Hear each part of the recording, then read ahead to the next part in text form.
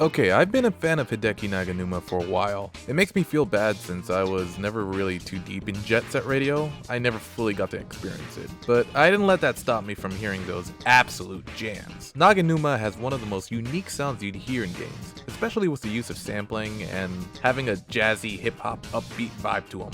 Hideki Naganuma is an inspiration to many composers. I mean, take a look at Siva Gunners. They made Jet Set Radio a real thing. Do you know the implications of taking a fake game radio station with music that was just so good, so dope, so funky fresh? It just stands to show how much game composers really leave an impact on people who enjoyed their game. Hideki Naganuma is one of my favorite composers, and I still listen to his works to this day. I mean, Sonic Rush's music is hella tight, don't at me. Alright, I'm hyped up for this. Let's get it on.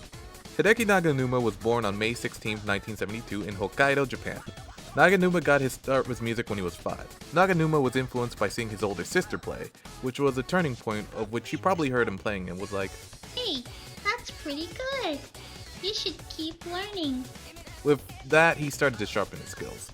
During high school, he started to listen to a variety of Western music and thought, "This is pretty cool, I want to try this out," which he then started to compose his own work. Later on, he started working at a famous jazz cafe, Blue Note Tokyo, as a bartender. While working there, his ability to DJ didn't go unnoticed, so he started to do his own sets there. During this time, he started to listen to many different genres of music since the performances there were quite varied, giving him a better perspective of the music world outside of Japan. Naganuma was influenced by many Western artists such as Prince and Stevie Wonder. Seeing those guys more or less do most of the compositions by themselves inspired him just to go for it and make his own unique sound. Around this point, he was trying to get in on the J-pop scene and was working on a radio show as well. While working there, he made some songs for Epic Sony Records, and with all these experiences under his belt, he started to make demo tapes and saw a job opening at Sega in a newspaper. He applied and got a job there in 1998. He got his start with game audio by being a voice editor for a VN called Shoujo Kakumei Utena, Itsuka Kakumei Sareru Monogatari, and then made some music for the toy Hip Jog Jog and the board game Atsumare Guru Guru Onsen. Naganuma then worked on the PC and Dreamcast versions of Sega Rally 2 Championship with Tomonori Sawada. He then used his own arrangements of songs, and even added new ones done by himself using cutting-edge production at the time. The year after that, he made some music for this game called JRA Pat, and worked on a little game you might not know about it. It's called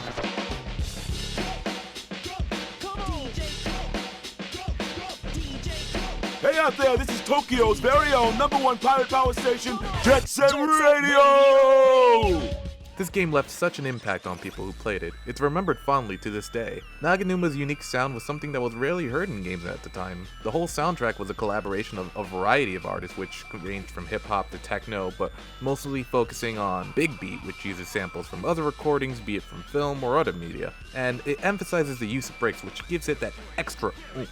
Jet Set Radio wasn't too popular in Japan, yet internationally Naganuma's name spread far and wide due to his work, especially for its sequel's main scene. Understand the concept of love.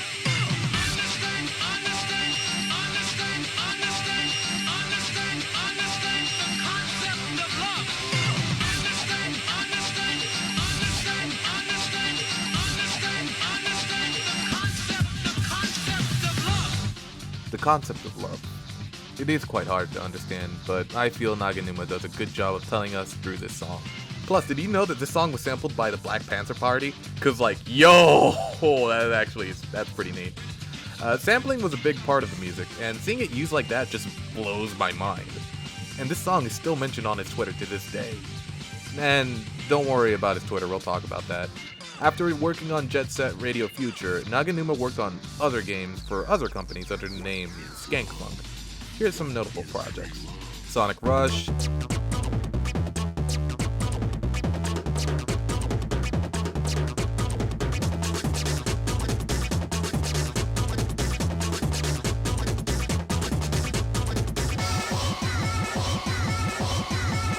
Mania,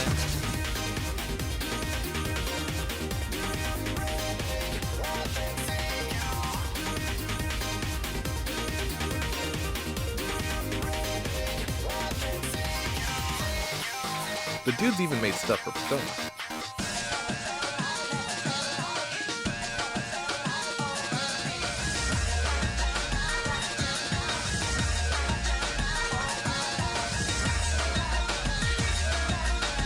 There's so many songs that he made that are just bangers. Jet Set Radio has always been a fan favorite from Sega, but they've kind of been sitting on that for a while. And as a person who's been waiting on a sequel which may or may not come out, I feel for them. Especially when people keep asking him to make a new Jet Set Radio, yet he's left Sega for a while now. Though it seems recently Naganuma has been working on a new project.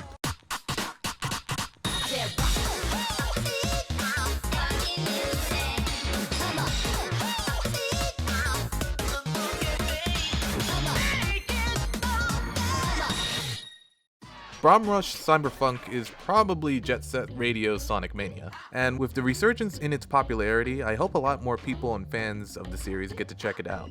Naganuma is a pretty funny dude. If I had to describe him, he seems like a family guy, and I bet a lot of people have had funny moments with him.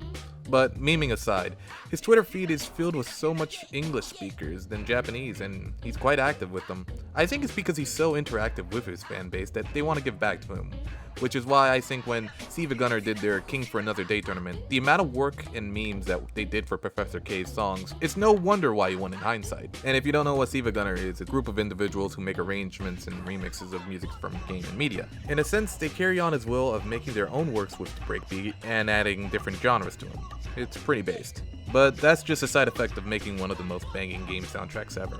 I probably missed some stuff, but I do hope you look up Jet Set Radio and play it. It's kind of fun. And maybe try out Bomb Rush Cyberpunk when it comes out. I know I will. Alright, thanks for watching. K, I love you. Bye!